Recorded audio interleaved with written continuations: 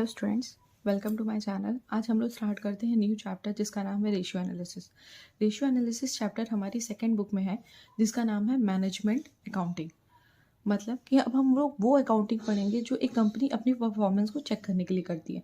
Same as ये chapter हमें ये भी समझाता है कि एक रिलेशन को एक्सप्रेस करता है, जो अर्थमेटिकल एक्सप्रेशन है उन्हें एनालाइज करने में हेल्प करता है, जो एक दूसरे से इंटरडिपेंडेंट है और साथ में जुड़े हुए हैं।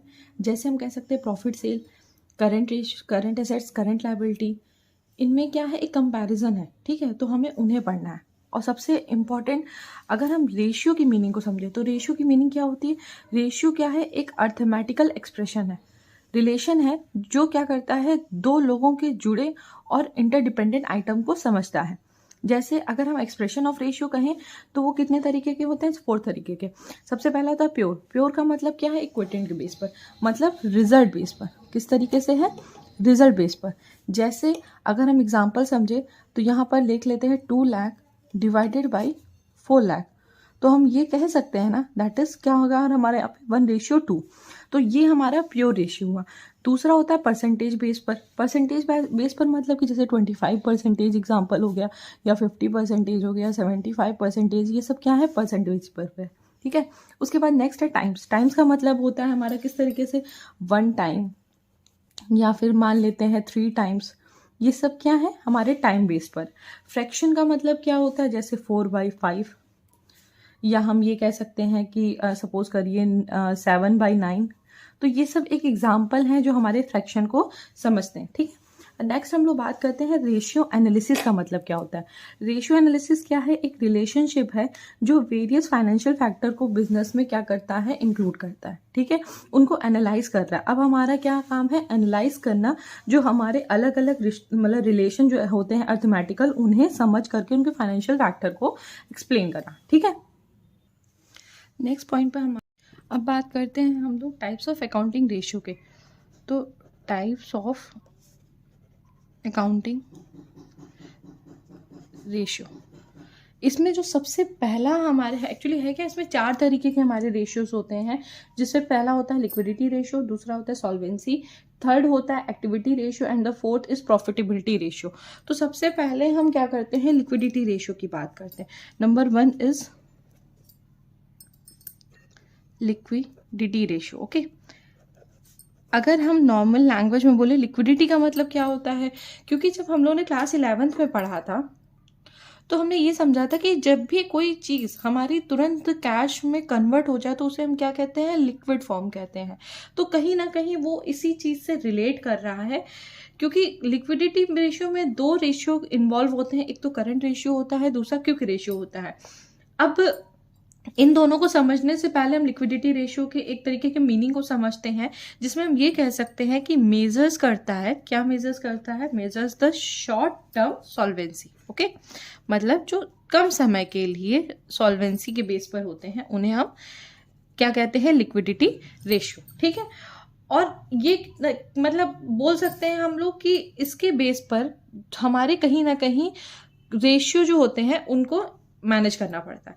अब सेकंड सबसे इंपॉर्टेंट पॉइंट यहाँ पर यह है कि हम लिक्विडिटी रेशियो को भी समझने से पहले कुछ बेसिक फॉर्मूले को समझते हैं, क्योंकि अगर हम बेसिक फॉर्मूले को समझ लेंगे तो कहीं ना कहीं इससे जुड़े हुए जितने भी हमारे करंट रेशियो हैं और हमारे क्विक रेशियो हैं वो भी हमें क्लियरली समझ में आएगा कि उनके फॉर्मूले कहाँ से निकलना है, और साथ में हमें एक तरीके से सारे फॉर्मूले को क्रिएट करने में या समझने में ज़्यादा आसानी होगी।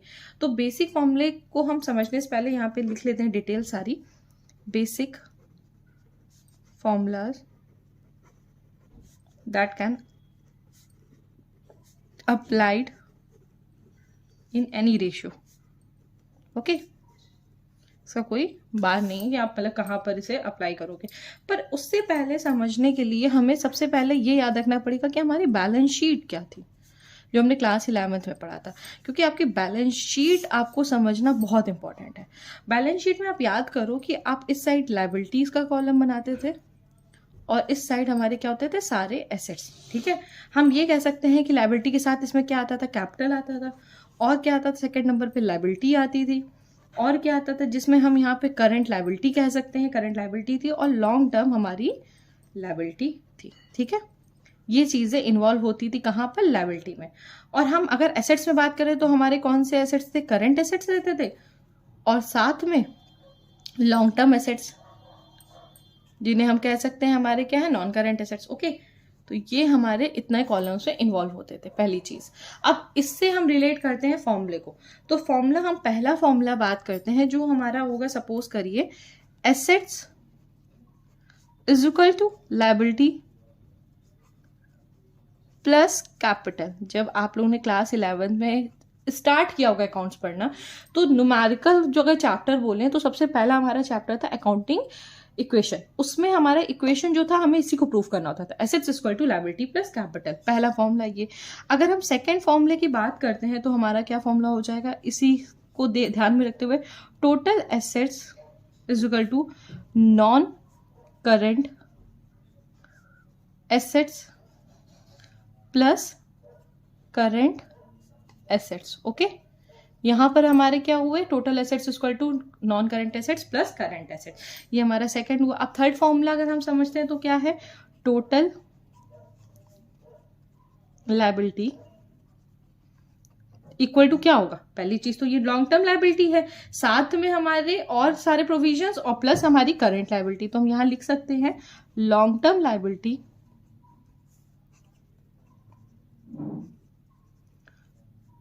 Plus long term provision. बल्कि आप अगर इसका नहीं आता है क्वेश्चंस में तो आप इसे इग्नोर भी कर सकते हो, प्लस करंट लायबिलिटी। ठीक है, ये हमारे हो गए 3 फॉर्मूलेस। अब हम लोग बात करते हैं फोर्थ की। नेक्स्ट हमारा जो फॉर्मूला होता है फोर्थ वन, वो बहुत मोस्ट इंपॉर्टेंट फॉर्मूला हम कह सकते हैं, वर्किंग कैपिटल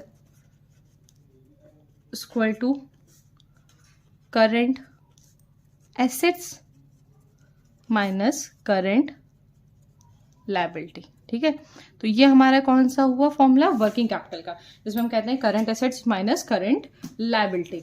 अब हम एक और लास्ट फॉर्मूले की बात करते हैं जो हमारा फिफ्थ वन होगा, जिसे हम कहते हैं कैपिटल एम्प्लॉयड इक्वल टू, ये आप लोगों ने क्लास 11th में भी पढ़ा है, कैपिटल एम्प्लॉयड के बेस पर होता है। अगर हम इसमें एज पर लायबिलिटी देखते हैं, ठीक है, किस पर देखते हैं, एज पर लायबिलिटी, तो यहां पर हमारा फॉर्मूला निकलता है share capital plus reserve and surplus plus long term borrowing और प्लस लॉन्ग टर्म प्रोविजन। ठीक है, तो ये हमारा फॉर्मूला हुआ एज पर लायबिलिटी, क्योंकि हमने शेयर कैपिटल में ही रिजर्व एंड सरप्लस, आपने शेयर्स में चैप्टर जो पढ़ा था उसमें भी आपने बैलेंस शीट में समझा होगा, long term borrowing and the long term provision, ये हमने ऐसे देखा जाए तो लायबिलिटी के बेस पे किया। और अब देखते हैं कैपिटल एम्प्लॉयड एज पर एसेट्स बेस पर क्या फॉर्मूला क्रिएट होगा। यहां पर हमारा फॉर्मूला बनेगा non current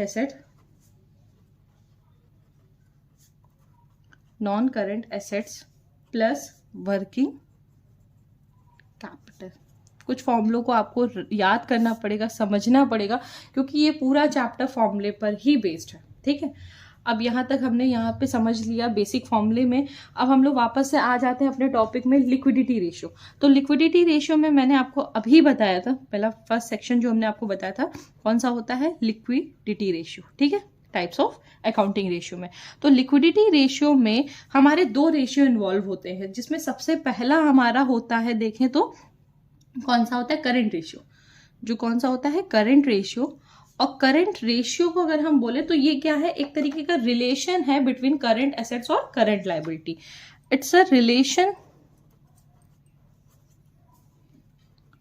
between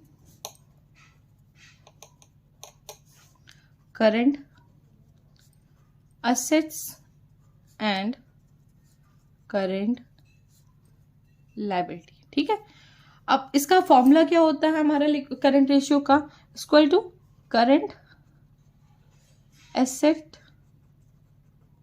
upon current liability. ठीक है, ये हमारा हुआ करंट रेशियो। और सेकंड हमने अभी आपको बताया कि हमारे एक और रेशियो इन्वॉल्व होता है जिसका क्या नाम था, क्विक रेशियो। और क्विक रेशियो क्या होता है? देखो, सबसे पहले क्विक रेशियो के साथ साथ हमें यह भी समझना होगा कि क्विक रेशियो को और क्या क्या कहते हैं। लिक्विडिटी रेशियो भी कहते हैं, ठीक है। क्या कहते हैं? Liquidity ratio. और साथ में इसको हम एसिड टेस्ट रेशियो भी कहते हैं, ठीक है, एसिड टेस्ट रेशियो। क्योंकि कभी कभी जरूरी नहीं क्वेश्चन में आपको क्विक रेशियो हो पूछे, ये भी बोल सकते हैं कि लिक्विडिटी रेशियो क्या होता है, एसिड टेस्ट रेशियो क्या होता है। तो आपको ये पता होना चाहिए, आपको कंफ्यूज नहीं होना चाहिए कि ये किसकी बात कर रहा है, क्विक रेशियो की ही बात कर रहा है। तो इसका जो फॉर्मूला होता है वो मेनली ये होता है कि क्विक एसेट्स, या फिर जो भी वो बोले, अगर लिक्विड रेशियो आप पूछ रहा है तो यहाँ पे क्या हो जाएगा, लिक्विड एसेट्स या एसिड टेस्ट रेशियो, तो acid test assets upon current liability, ठीक है, समझ में आया? तो मतलब यहां पर क्या हो रहा है, current assets upon current liability. इसका देखा जाए तो दोनों का कनेक्शन है, क्योंकि हमें ये पता है कि हमारा करंट लायबिलिटी तो दोनों में ऑब्लिक में नीचे सेम ही आ रहा है, बट ऊपर चेंज हो रहा है क्विक एसेट्स और करंट एसेट्स। तो ये क्या रिलेट कर रहा है ये भी समझाते हैं। हम ये समझते हैं कि क्विक एसेट का फॉर्मूला क्या होता है, क्योंकि हमारे क्विक रेशियो का फॉर्मूला था quick assets upon current liability, और हम अब क्विक एसेट को ही समझते हैं कि उसका फॉर्मूला क्या होता है। तो यहां पर अगर हम बात करें तो हमारा होता है all current assets minus inventory. और इन्वेंट्री में ये याद रखिएगा कि एक्सक्लूड कर रहे हैं हम किसे, लूज टूल्स को, ये मैं नीचे रख दे रही हूँ, और साथ में स्पेयर पार्ट्स को, ठीक है, ये हमारे इन्वेंट्री में इंक्लूड नहीं होंगे, ठीक है। तो all current assets minus inventory, और उसके बाद माइनस प्री पेड एक्सपेंसेस, ठीक है। तो ये हमारे क्या हुए, हमारे क्विक एसेट्स का फॉर्मूला हो गया all current assets minus inventory minus prepaid expenses, ठीक है।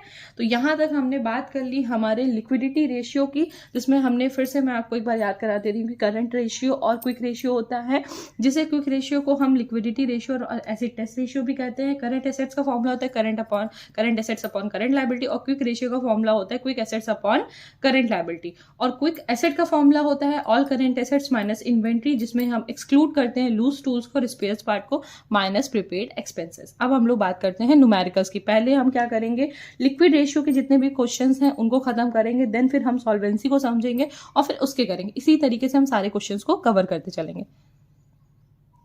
न्यूमेरिकल नंबर 1 प्रैक्टिकल प्रॉब्लम है, जिसमें हम यहाँ पे सबसे पहले स्टार्ट कर रहे हैं लिक्विडिटी रेशियो। और लिक्विडिटी रेशियो में पहला जो हमारा क्वेश्चन है उसमें हमें फाइंड करना है, क्वेश्चन बोल रहा है, ध्यान से समझिएगा, कि from the following data compute the current ratio, जिसमें हमारे क्या बोला जा रहा है, सन्ड्री डेटर्स बोले जा रहे हैं, प्रीपेड एक्सपेंसेस है, कैश है, मार्केटेबल सिक्योरिटीज है, मशीनरी है, बिल्स पेबल है, सन्ड्री क्रेडिटर्स है, डिवेंचर्स है, इन्वेंट्री स्टॉक है, एक्सपेंसेस पेबल है, ठीक है। तो हमें यहाँ पे करंट रेशियो फाइंड करना है। तो सबसे पहले हम यहाँ पर क्या करते हैं, करंट रेशियो का फॉर्मूला देखते हैं। तो क्योंकि अगर हम फॉर्मूला सामने लिखेंगे तो हमें ये पता रहेगा कि हमें फाइंड क्या क्या करना है। तो करंट रेशियो का फॉर्मूला होता है current assets upon current liability, पहली चीज, ठीक। अब हम करंट एसेट्स को फाइंड करते हैं, तो ये जितनी भी डिटेल दी हुई है इसमें हमें ये पता है कि क्या करंट एसेट्स और करंट लायबिलिटी क्या है। तो हम यहाँ पे पहले फाइंड करते हैं करंट एसेट्स, जिसमें हमारा ट्रेड रिसीवेबल, जो हमारा क्या है, सन्ड्री डेटर्स है, तो वही होगा trade receivable plus prepaid expenses. ये सब क्या है, करंट एसेट्स, क्योंकि हम क्या करें, प्रीपेड एक्सपेंसेस हमने पहले से ही पे कर दिया है, तो ऑब्वियसली बात है वो हमारा क्या क्रिएट कर रहा है, करंट एसेट्स क्रिएट कर रहा है, प्लस कैश, ओके। और कैश के बाद प्लस यहां पर मार्केटेबल सिक्योरिटी,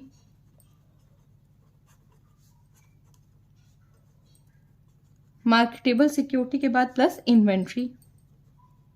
ये हमारे क्या हुए, टोटल करंट एसेट्स हुए, जिसमें हमारे कितना आ जाएगा, 2 lakh plus 20,000 plus 60,000 plus 40,000 plus 80,000 equal to भी, आप काउंट करो तो 4 लाख, ठीक है।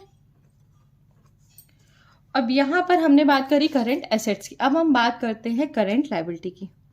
तो करंट लायबिलिटी में क्या क्या चीजें आएंगी, कुछ ही चीजें हैं करंट लायबिलिटी में, जैसे सबसे पहला हमारा क्या हमें मिल रहा है, देखिए bills payable, first one is bills payable. उसके बाद हमारा क्या आ जाएगा, बिल्स पेबल के बाद सन्ड्री क्रेडिटर्स, और उसके बाद है प्लस एक्सपेंसेस पेबल। ठीक है, तो हमारा टोटल अमाउंट कितना आ जाएगा, 40,000 प्लस 80,000 और फिर 80,000, तो यहाँ पर कितना आ जाएगा, 2 लाख। ओके, तो ये हमारा क्या निकला, अमाउंट। अब जब यहाँ पे अमाउंट निकल चुका है तो हम यहाँ पर इस तरीके से करेंगे। फॉर्मूला मैंने अभी आपको बताया था कि हमारा क्या होता है, करंट रेशियो का current assets upon current liability. तो हमारा करंट एसेट्स कितना निकला, 4 लाख, और करंट लायबिलिटी हमारी निकली 2 लाख। तो यहाँ पर देखा जाए तो हमारा रेशियो कितना हो जाएगा, 2:1। और वैसे भी अगर करंट रेशियो का आइडियल जो रेशियो होता है वो 2:1 होता है, और क्विक रेशियो का क्या होता है, आइडियल रेशियो 1:1। ठीक है, तो ये हमारा हो गया न्यूमेरिकल 1। अब हम लोग बात करते हैं न्यूमेरिकल 2 की। इसमें बोला जा रहा है working capital is 7 lakh, creditors कितने 80,000 and the current other current liabilities 4 lakh, calculate current ratio. तो यहाँ पर हमने जो आपको पीछे बेसिक फॉर्मूले बताया तो उसमें हमने ये बोला था कि करंट लायबिलिटी जो होती है उसमें हम ये कह सकते हैं कि creditor equal to other than current liability. ठीक है, क्योंकि other than liability, current liability और क्रेडिटर्स एक ही चीज होती है। ठीक है, तो यहाँ पर क्या हो जाएगा, creditors plus other current liabilities. ठीक है, तो यहाँ पर कितना हो जाएगा, 80,000 प्लस 4 लाख, जो कितना हो जाएगा टोटल 4,80,000। और साथ में हम बात करते हैं नेक्स्ट की, तो हमारा यहाँ पर करंट रेशियो का फॉर्मूला निकालने के लिए हमें यहाँ पर हमें देखा जाए तो करंट लायबिलिटी पता चल गया, लेकिन करंट एसेट्स नहीं पता है। पर क्वेश्चन में हमें यहाँ पर वर्किंग कैपिटल दिया हुआ है, तो हम क्या करेंगे, वर्किंग कैपिटल का फॉर्मूला लगाएंगे। और वर्किंग कैपिटल का फॉर्मूला होता है current asset minus current liability. तो वर्किंग कैपिटल कितना है, 7 lakh equal to current assets minus current liability. अब हमने कितनी निकाली, 4,80,000। तो यहाँ पर करंट एसेट्स फाइंड करने लिया हमने, जो कितना हो जाएगा, ऑब्वियसली बात है यहाँ पे 7 लाख और प्लस इधर करेंगे तो 4,80,000, तो कितना आ जाएगा, 11,80,000। ठीक है, दोनों को ऐड कर देंगे। अब हमें यहाँ पे करंट एसेट्स भी पता चल गया है, करंट लायबिलिटी पता चल गई। तो अब करंट रेशियो का फॉर्मूला क्या होता है, current assets upon current liability.